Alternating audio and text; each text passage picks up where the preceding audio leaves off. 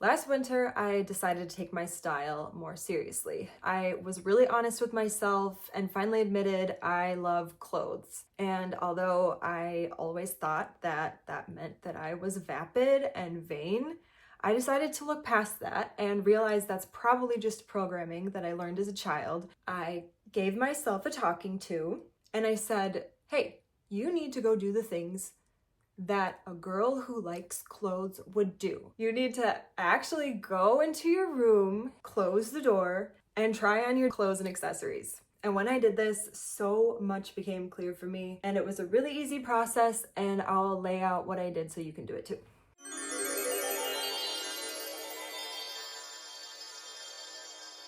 This is a very simple process, and I guarantee that if you do this, you will gain, at the very least, clarity on your style. You're gonna go into your room, you're gonna lay out a bunch of pieces, some shirts, some pants, some skirts, some bags, some purses, some sunglasses, line up your shoes, get out accessories, belts, scarves, hats. You wanna be able to see everything.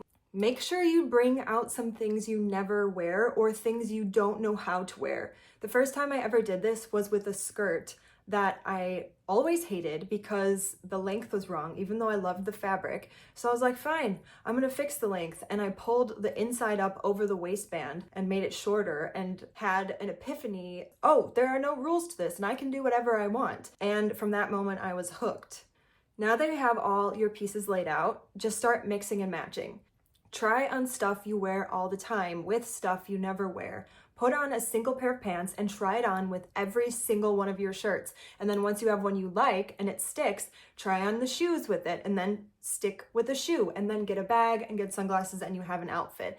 And a lot of times, even though this sounds so simple, I came up with something that I was like, I never would have worn this and it's so easy, but I really like it. So you never know what you can make. Since I've been interested in fashion for a long time, I have a nice collection of things that I can play with. So I wanted to see if this would work with a smaller wardrobe. So I tried it out on my husband, who isn't very interested in collecting clothes like me. We did the thing, we laid out everything that he had on the bed. I stared at it for a while and kind of felt discouraged because there wasn't a lot there. Let's just start with putting on a pair of pants, and then we tried on every one of his shirts. Same with shoes, same with jackets, and at the end, we had some new outfits for him, and it was actually quite surprising. Actually, yesterday he came up to me and said that he was really surprised by the process, that it did something for him. All that to say, you can do it even if you have a small wardrobe.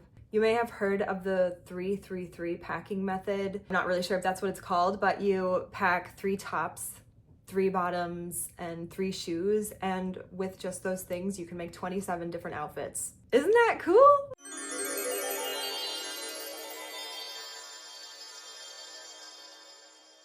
Okay, you've put together some outfits. You've tried some things on in your closet. You need to evaluate. So what really helps in this evaluation process is videoing yourself, which you would have done when you were trying on the clothes. And I highly recommend this because this was a huge help for me to be able to see what my outfits looked like. Sometimes in the moment, it's hard to separate yourself from the actual experience because you're experiencing the clothes. So that's an important part of this process. You need to feel what they feel like on your body. You need to see, is this comfortable for me? Does this feel like me? But you also would like to look at it objectively. And so a video can really help you do this. You don't even need to post this video online. I'm just saying to take a video of yourself because seeing yourself in this video is going to help you get clarity. I'm telling you, the video was a really important part for me, and I still look back on them now and get ideas about things that I could wear, or maybe I'm like, oh, I want to wear that outfit again. It was really good. And so take a video. You're gonna need to go into this with an open mind. Very obvious, yet important to note, the outfit does not need to be practical or perfect. Let me tell you that being practical has ruined a lot of things for me because my programming had me viewing style and art and personal expression as impractical, therefore it has little value. Obviously, there's so much value in the arts and expression, in style, and I think that we all know this on the surface, but if you have that deep internal programming like I did, it might be time to recognize it and say that, yes, my art, my fashion has value, the end. So keep that in mind because you may be sabotaging yourself there. Next, being perfect. We all know the dangers of perfectionism. Even if you don't like an outfit, at least you know now you gain clarity. Another thing, which may seem a little bit corny, but you should keep it in mind, is make sure you are having fun. Don't take it so seriously. I really recommend putting a playlist on because music helps so much getting you in the creative, inspired mood. I even have a little playlist that sends me on my mystical quest as I try on my clothes. I like to make a little coffee. You know, really at the end of the day, this is a self-care time. You want to remember that this is a creative time for you and you want to withhold all judgments and make sure that you are staying in the moment and having fun. I gained so much more from this process than I thought I would. It was actually kind of surprising. I gained clarity on what I like to wear. I gained clarity on what feels comfortable on me. I gained clarity on the gaps in my wardrobe, so when I do want to buy something new, I can make smart choices. I got better at modeling.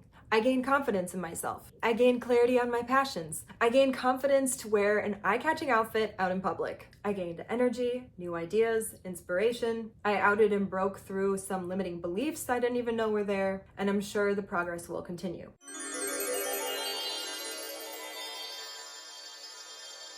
Let's talk about a mood board.